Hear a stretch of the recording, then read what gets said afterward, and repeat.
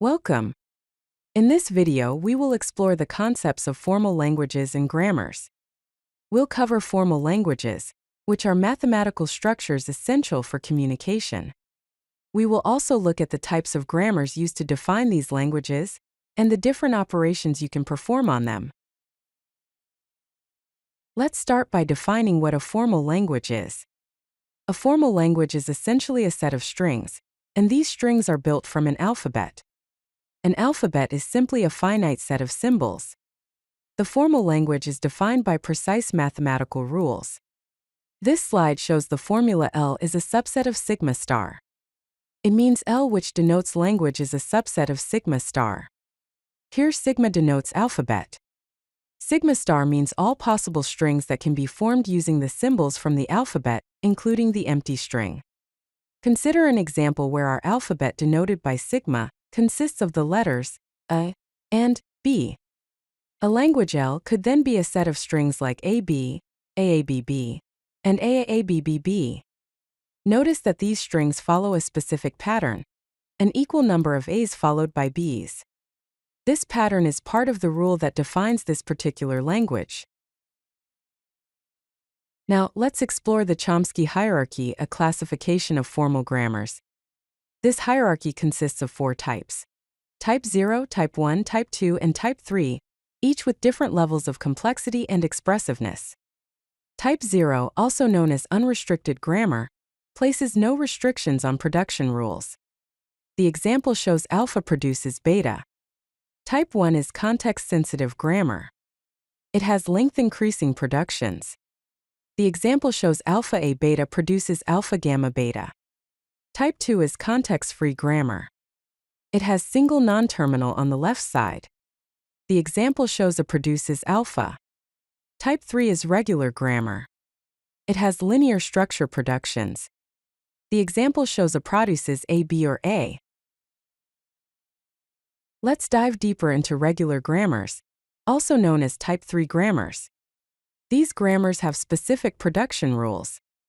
The production rules are A produces AB, A produces A, and A produces epsilon, where A and B are non-terminals and A is a terminal symbol. Let's consider an example grammar with the rules S produces A S produces BS, S produces A, and S produces B. This grammar generates all non-empty strings over the alphabet containing A and B. Now let's discuss context-free grammars or Type 2 grammars. In these grammars, production rules have a single non-terminal on the left side, represented as A produces alpha, where A is a non-terminal and alpha is any string of terminals and non-terminals. A classic example of a context-free grammar is one that generates balanced parentheses. The rules are S produces open parenthesis S close parenthesis, S produces SS, and S produces epsilon. This grammar generates all strings of balanced parentheses, such as and. Formal languages can be manipulated using various operations. Let's explore some common ones. Union combines all strings from 2 languages. The formula is L1 union L2.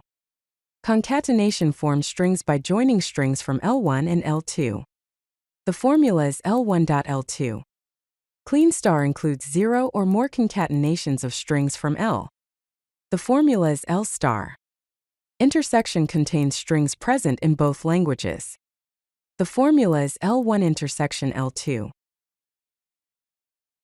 To illustrate these operations, let's consider an example.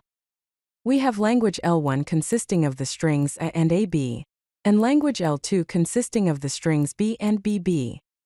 The union of L1 and L2, denoted as L1 union L2, is the set containing A, AB, B, and BB. The concatenation of L1 and L2, denoted as L1.L2, is the set containing AB, ABB, ABB, and ABBB. The intersection of L1 and L2, denoted as L1 intersection L2, is the empty set, represented by the symbol null, because they share no common strings. Let's summarize what we've covered. Key concepts include formal languages being sets of strings defined over alphabets using grammars, and the importance of mathematical precision in their definition.